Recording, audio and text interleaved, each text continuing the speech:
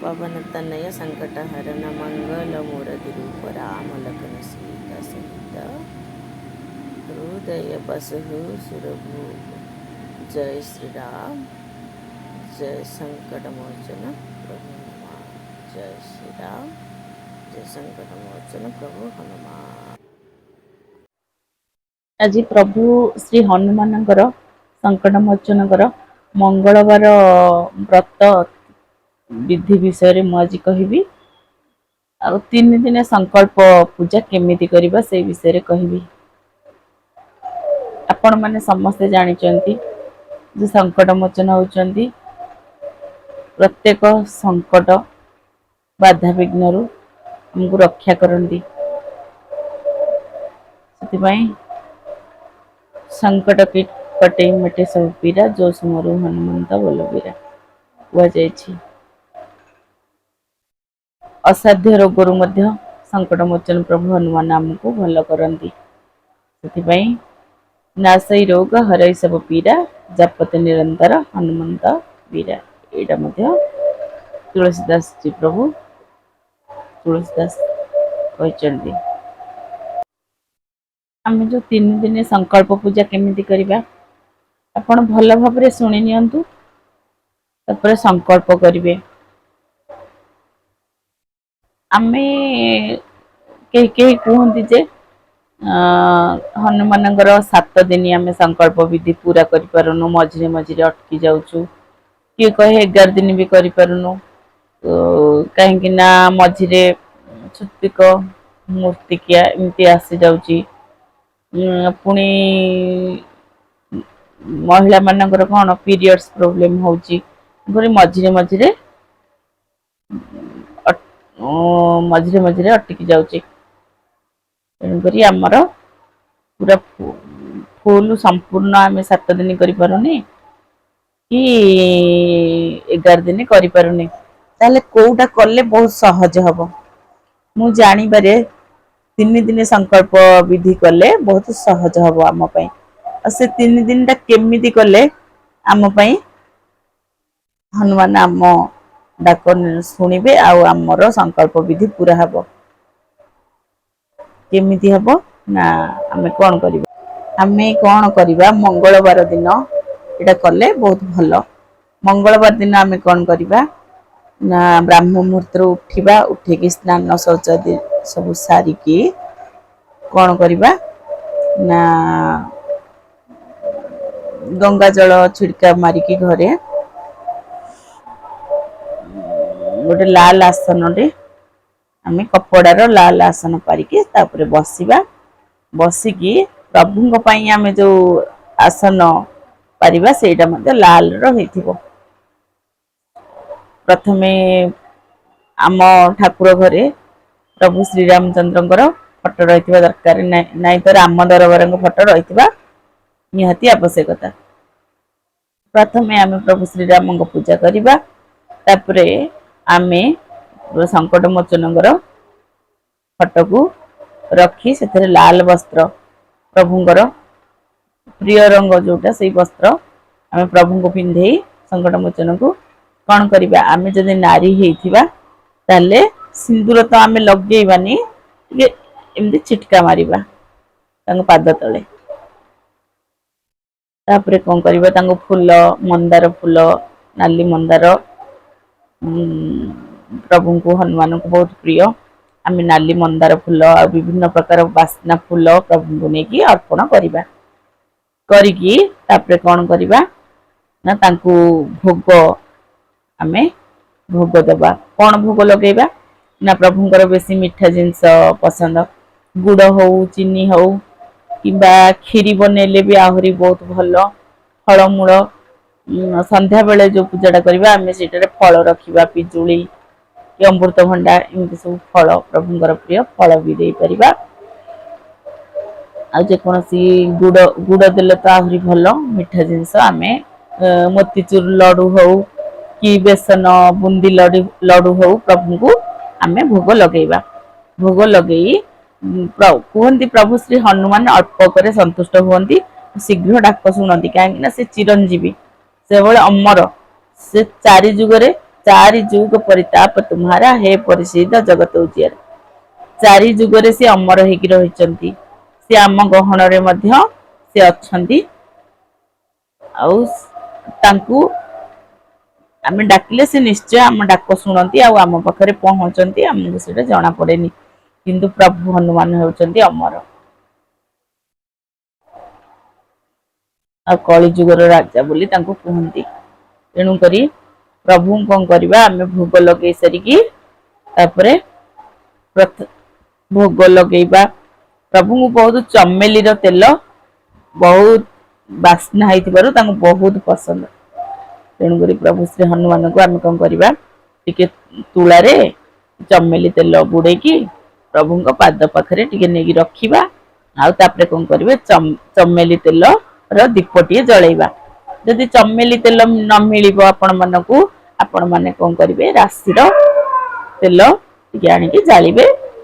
ଭଗବାନଙ୍କୁ ମଧ୍ୟ ରାଶି ତେଲ ମଧ୍ୟ ବହୁତ ପସନ୍ଦ। ତେଲ ସରିଲା ଧୂପ ଭିତରେ ଆମେ ଯଦି ଧୂପବତୀ ନ ଜାଳିଲେ, କହନ୍ତି ତ ସନାତନ ଧର୍ମରେ ବାଉଁଶ ଟା କଣ ବ୍ୟବହାର କରିବାଟା, ବାଉଁଶର କାଠି ବ୍ୟବହାର କରିବା ଭଲ ନୁହେଁ।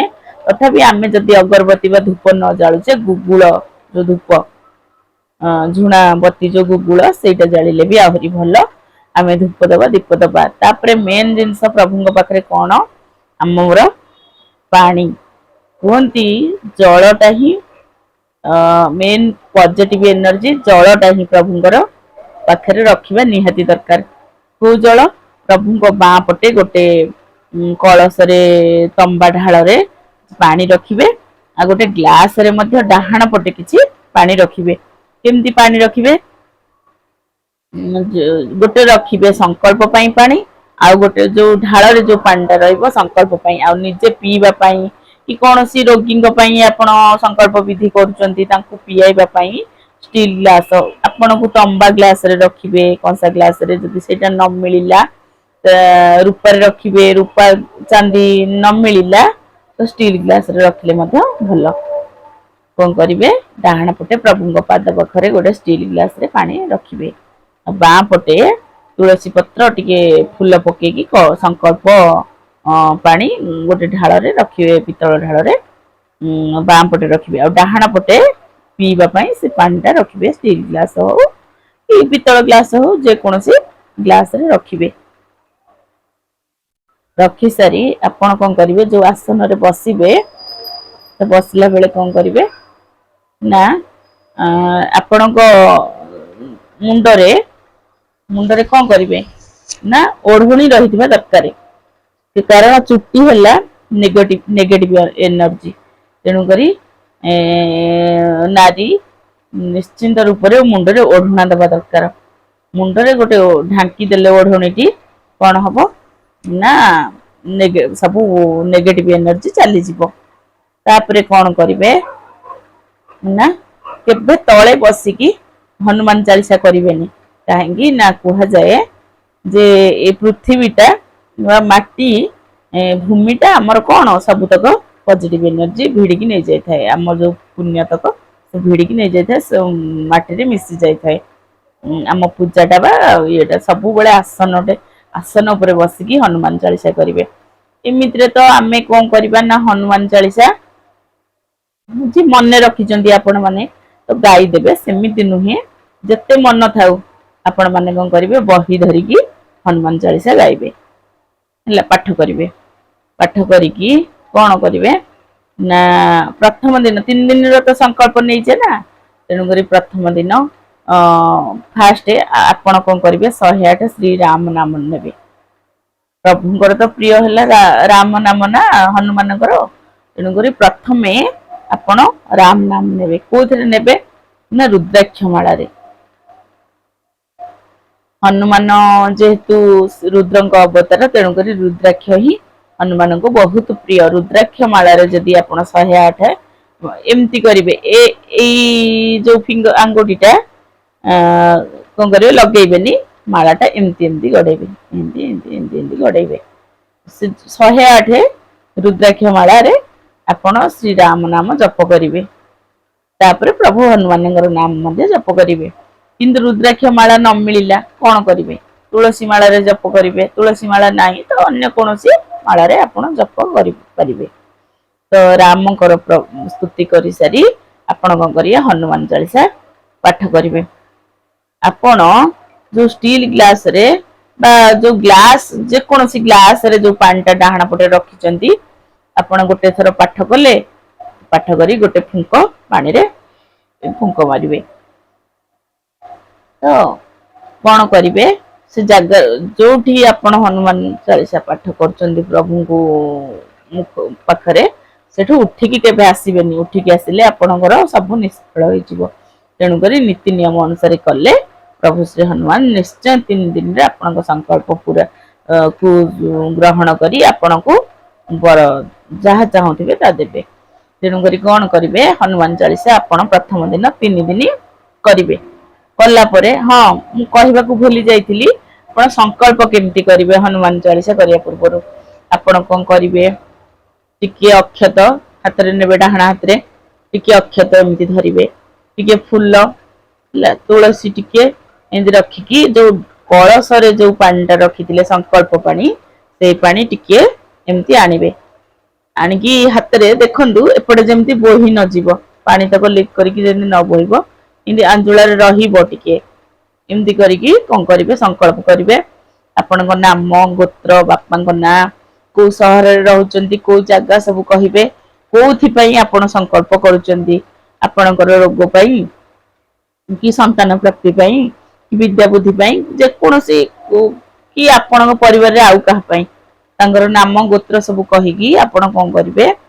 ପାଣି ଟା ଯେମିତି ବୋହିବନି ସଂକଳ୍ପ କରିବେ। ହେ ପ୍ରଭୁ ହନୁମାନ, ହନୁମାନ ମୁଁ କି ପ୍ରଭୁ ବଜରଙ୍ଗବାଲି, ମୁଁ ଆପଣଙ୍କ ପାଖରେ 3 ଦିନ ସଂକଳ୍ପ କରୁଛି ଯେ ମୁଁ 3 ଦିନ ଆପଣଙ୍କ ପାଖରେ ହନୁମାନ ଚାଳିଶା ପାଠ କରିବି। ଏଇ କାରଣଟା ଲେଖିବେ। ଯଦି ଭୋଜପତ୍ର ତ ସମସ୍ତଙ୍କୁ ମିଳିବନି, ତଥାପି ଲେଖିକି କାରଣଟା ଏଇଥିପାଇଁ ମୁଁ ସଂକଳ୍ପ କରୁଛି ବୋଲି ଲେଖିକି ହନୁମାନଙ୍କ ପାଦ ତଳେ ରଖାଯାଏ। କିନ୍ତୁ ସେଇଟା ତ ପ୍ରାୟ ସମସ୍ତଙ୍କୁ ମିଳେନି। ଆପଣ ସେଇଟା କହିଦେବେ ଯେ ଏଇ କାରଣ ଲାଗି ମୁଁ ସଂକଳ୍ପଟା କରୁଛି। କରିକି ହନୁମାନଙ୍କ ପାଦ ତଳେ ପାଣିକି ଟିକେ ଏମିତି ପକେଇବେ, ଛିଟକେଇକି ଏମିତି ପକେଇଦେବେ। ପକେଇକି ତାପରେ ହନୁମାନ ଚାଳିଶା ପାଠ କରିବେ। ବହି ଧରିକି ସବୁବେଳେ ପାଠ କରିବେ। ଆପଣଙ୍କର ଯେତେ ମନେ ଥାଉ, ଆପଣ କିନ୍ତୁ ବହି ଧରିକି ପାଠ କରିବେ। ପାଠ କରିକି 3 ଥର ସେଇଦିନ ପାଠ କରିବେ। ପ୍ରଥମ ଦିନ ମଙ୍ଗଳବାରରୁ ଆରମ୍ଭ କରିବେ। ତ 3 ଥର ପାଠ କରିବେ। ପାଠ କରିକି କଣ କରିବେ? ଆପଣ 10 ମିନିଟ ପାଠ 3 ଥର ତ ପାଠ ସରିଲା, ଆପଣ ମୁଣ୍ଡିଆ ମାରିବେ, କ୍ଷମା ପ୍ରାର୍ଥନା ସବୁବେଳେ କରୁଥିବେ। ପ୍ରଭୁ ମୋର କିଛି ଭୁଲ ରହିଛି କ୍ଷମା କରିଦେବେ। ସବୁବେଳେ କ୍ଷମା ପ୍ରାର୍ଥନା କରିବେ। ଆଉ ମୁଁ ଗୋଟେ କଥା କହିବାକୁ ଭୁଲି ଯାଇଥିଲି, ପ୍ରଭୁ ହନୁମାନଙ୍କ ପୂଜା କରିବା ପୂର୍ବରୁ ରାମଙ୍କର ତ ପୂଜା କରିବେ, କିନ୍ତୁ ଗଣେଶ ବିଘ୍ନ ବିନାଶନ, ଯେହେତୁ ଗଣେଶ ଠାକୁର ହଉଛନ୍ତି ଅଗ୍ର ପୂଜ୍ୟ, ତାଙ୍କର କିନ୍ତୁ ସର୍ବପ୍ରଥମେ ଟିକେ ସ୍ତୁତି ବୋଲିକି ଆରମ୍ଭ କରିବେ ହନୁମାନଙ୍କ ପୂଜା। କଣ ଗଣେଶଙ୍କର ବୋଲିବା ନା? ବକ୍ରତୁଣ୍ଡର ମହାକାୟ ସୂର୍ଯ୍ୟକୋଟି ସମପ୍ରଭୁ ନିର୍ବିଘ୍ନଂ କୁର୍ମେ ଦେବ ସର୍ବକାର୍ଯ୍ୟେ ସୁସର୍ବଦା। ଏଇ ଶ୍ଲୋକଟି ଯଦି କାହାର ମନ ନଥାଏ, ତ ଓಂ ଗଂ ଗଣପତେ ନମଃ, ଗଣେଶଙ୍କୁ ଟିକେ ଫୁଲ ପାଣି ଟିକେ ଛିଞ୍ଚିକି ଆପଣ କରିବେ। ଏଇ ମନ୍ତ୍ରଟା ବୋଲିକି ତାପରେ ପ୍ରଭୁ ଶ୍ରୀରାମଙ୍କ ପୂଜା କରିକି ହନୁମାନଙ୍କର ପୂଜା କରିବେ। ତାପରେ ପୂଜା ଶେଷ ହେଇଗଲା, ହନୁମାନ ଚାଳିଶା କଲେ, ଭୋଗ ଧୂପ ଦୀପ ତ ଆଗରୁ ଦେଇ ସାରିଛେ, ସବୁ କରିସାରିଛେ।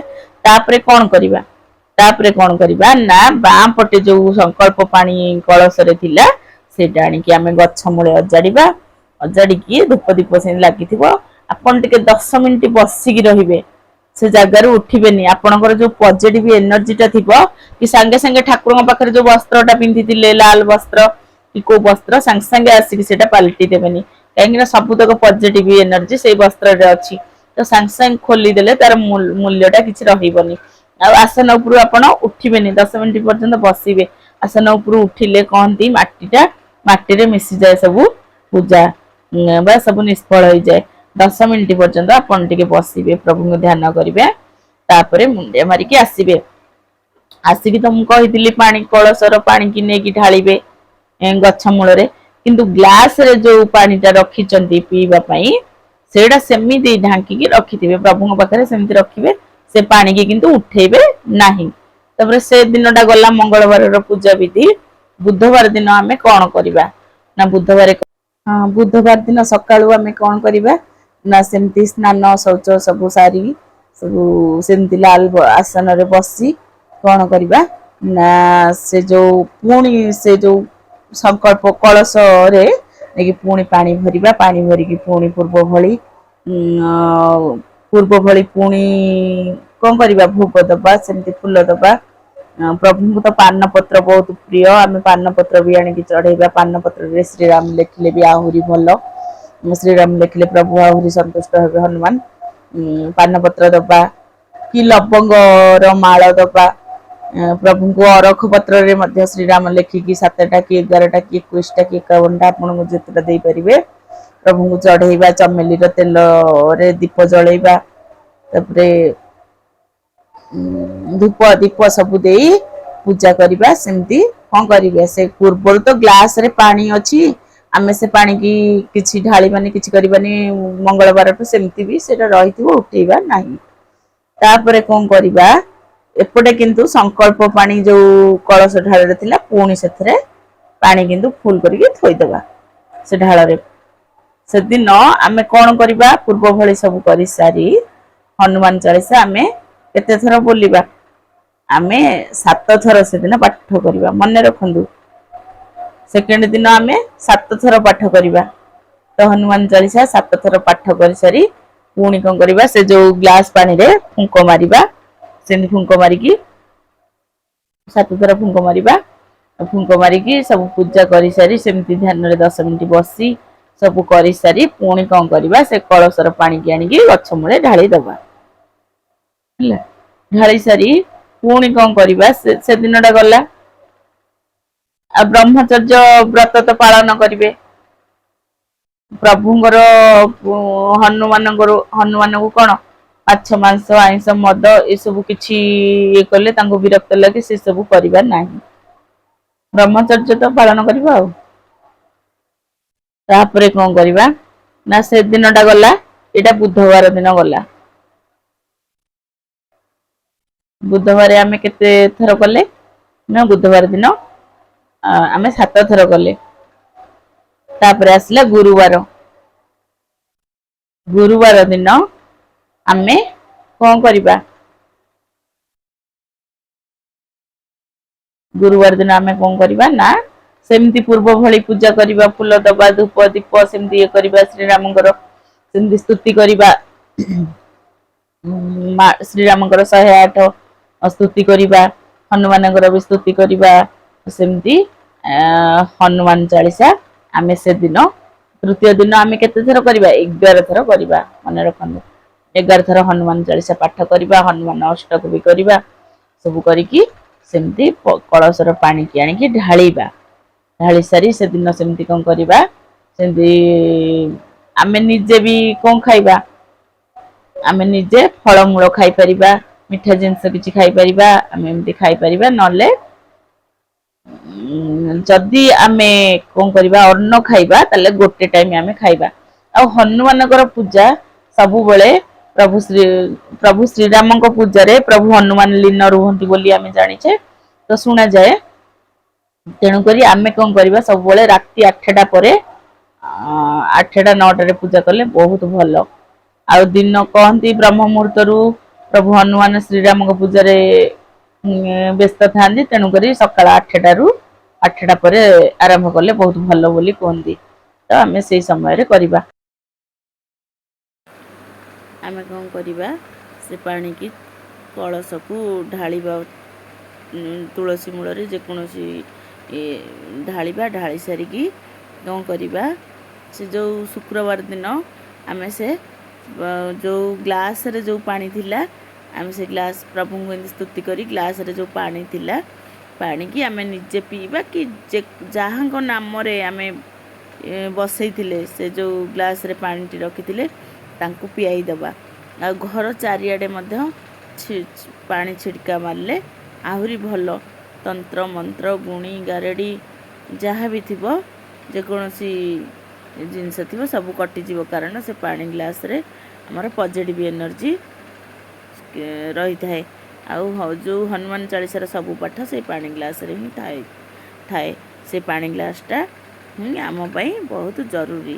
3 ଦିନର ସଂକଳ୍ପ ପୂଜା ବିଧି ଏମିତି କରିବା। ପ୍ରଭୁଙ୍କୁ ଆମେ କ'ଣ କରିବା?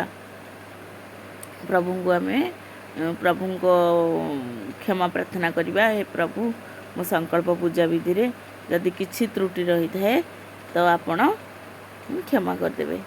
ଏହା ପ୍ରଭୁଙ୍କୁ କହି କ'ଣ କରିବେ? ସଂକଳ୍ପ ବିଧି ଏମିତି ହିଁ ପୁରା କରିବେ। ଆଉ ଗୋଟେ କଥା, ପ୍ରଭୁ ହନୁମାନଙ୍କୁ ମଧ୍ୟ କ'ଣ କରିବେ? ଶନିବାରରେ ମଧ୍ୟ ପୂଜା କଲେ ବହୁତ ଭଲ। କାହିଁକିନା ଶନିବାରରେ ଗୋଟେ କଥା ଥିଲା କ'ଣ ନା, ପ୍ରଭୁ ଶ୍ରୀ ହନୁମାନ ଯେତେବେଳେ ରାବଣଙ୍କ ଦରବାରକୁ ଯାଇଥିଲେ, ସୀତାମାତାଙ୍କର ଠାବ କରିବା ପାଇଁ ଯେତେବେଳେ ଯାଇଥିଲେ, ରାବଣ ଦରବାରରେ ପହଞ୍ଚିଥିଲେ, ରାବଣ ଶନିଦେବଙ୍କୁ ବନ୍ଧନ କରି ସେଠି ରଖିଥିଲେ। ତ ସେଇ ଶନିଦେବଙ୍କୁ ହନୁମାନ ବନ୍ଧନରୁ କ'ଣ କରିଥିଲେ? ବନ୍ଧନରୁ ଖୋଲି ଦେଇଥିଲେ। ତ ଶ୍ରୀ ଶନିଦେବ ସେଇଠି ଖୁସି ହେଇକି ହନୁମାନଙ୍କୁ ବର ଯାଚିଥିଲେ। ହନୁମାନ ଏଇ ବର ମାଗିଥିଲେ ଯେ ଯଦି ଶନିବାରରେ ମୋ ଭକ୍ତ ମୋତେ ପୂଜା କରନ୍ତି ତାହେଲେ ତାଙ୍କୁ ଶନି ପୀଡ଼ାରୁ ମୁକ୍ତି ମିଳିବ। ଆପଣ ତାଙ୍କୁ ଶନି ପୀଡ଼ାରେ ପୀଡ଼ିତ କରିବେ ନାହିଁ, ଶନିଦେବଙ୍କୁ କହିଥିଲେ। ତ ସେଇ ଶନିଦେବ ତଥାସ୍ତୁ କହିଥିଲେ। ସେଇ ଦିନଠୁ ଶନିବାରରେ ଯଦି ଆମେ ପ୍ରଭୁ ଶ୍ରୀ ହନୁମାନଙ୍କୁ ଆମେ ପୂଜା କରେ କି ରାଶି ତେଲର ଦୀପଟିଏ ଜାଳେ, ଆମକୁ ଶନି ପୀଡ଼ାରୁ ମୁକ୍ତି ମିଳିବ। ତେଣୁ ଶନିବାରେ ମଧ୍ୟ ପୂଜା କଲେ ଭଲ, କିନ୍ତୁ ମଙ୍ଗଳବାରେ ପୂଜା କରିବା କଥା। କାରଣ କ'ଣ? ମଙ୍ଗଳବାର ହେଉଛି ହନୁମାନଙ୍କର ଜନ୍ମଦିନ, ସେ ସେଇଦିନ ଜନ୍ମ ହେଇଥିଲେ। ଆଉ ଗୋଟେ କଥା ଅଛି ଯେ ଭୂତ ପ୍ରେତ ତନ୍ତ୍ର ଗୁଣି ଗାରେଡ଼ି ଏଇସବୁ ଯଦି ପୀଡ଼ାରେ ପୀଡ଼ିତ ହେଉଛନ୍ତି କି ଦୁରାସାଧ୍ୟ ରୋଗରେ ପୀଡ଼ିତ ହେଉଛନ୍ତି, ଜମା ଭଲ ହେଉନାହାନ୍ତି, ତାହେଲେ ଆପଣ ବଜରଙ୍ଗ ବାଣ ପାଠ କରିବେ। ନହେଲେ ନିହାତି ଇମର୍ଜେନ୍ସି ନହେଲେ ବଜରଙ୍ଗ ବାଣ ପାଠ କରିବେନି। କାହିଁକି ନା ସେଥିରେ ଶ୍ରୀ ହନୁମାନଙ୍କୁ ଶ୍ରୀରାମଙ୍କ ଶପଥ ଦିଆଯାଇଛି। ତେଣୁକରି ଏମିତି ତ ଅଳ୍ପକେ ସନ୍ତୁଷ୍ଟ ହୁଅନ୍ତି ପ୍ରଭୁ ହନୁମାନ। ତ ଶ୍ରୀରାମଙ୍କ ରାମ ଦେଇ ତାଙ୍କୁ ଶପଥ ଦେଇ ଆମେ ତାଙ୍କୁ ଡାକିବା କ'ଣ ଦରକାର? ସେମିତିରେ ଡାକିଲେ ତ ସେ ଶୁଣନ୍ତି। ତ ବଜରଙ୍ଗୀ ଚିରଞ୍ଜୀବୀ, ସବୁବେଳେ ଅମର। ଚାରି ଯୁଗ ପରିତାପ ତୁମ୍ହାରା, ହେ ପରିସିଦ ଜଗତ ଉଜିଆରା। ତେଣୁକରି ସେ 4 ଯୁଗରେ ଅମର, ଆମ ପାଖେ ମଧ୍ୟ ସେ ଅଛନ୍ତି। ଯେତେବେଳେ ଡାକିଲେ ସେ ଶୁଣିଲେ ରହୁଛି। ଜୟ ଜଗନ୍ନାଥ, ଜୟ ଶ୍ରୀରାମ, ଜୟ ହନୁମାନ ବୋଲୁଥିଲେ। ଅତି ଇମର୍ଜେନ୍ସି ସମୟରେ ଆମେ ବଜରଙ୍ଗ ବାଣ କରିବା। କାହିଁକିନା ବଜରଙ୍ଗ ବାଣ ପ୍ରଭୁ ରାମଙ୍କୁ ଶପଥ ସେଥିରେ ଦିଆଯାଇଛି। ଯିଏ ଅଳ୍ପ କରି ସନ୍ତୁଷ୍ଟ ହୁଅନ୍ତି, ଯିଏ ଚିରଞ୍ଜୀବୀ ଅମର ଭଗବାନ ହନୁମାନ, ତାଙ୍କୁ ଡାକୁ ଡାକୁ ସେ ସବୁ କିଛି ଶୁଣନ୍ତି। ଆମେ ରାମଙ୍କୁ ଶପଥ ଦେଇକି ଆମେ କାହିଁକି ତାଙ୍କୁ ଡାକିବା? ସେ ତ ଏମିତିରେ ଆମ କଥା ଶୁଣନ୍ତି। ରହୁଛି। ଜୟ ଜଗନ୍ନାଥ।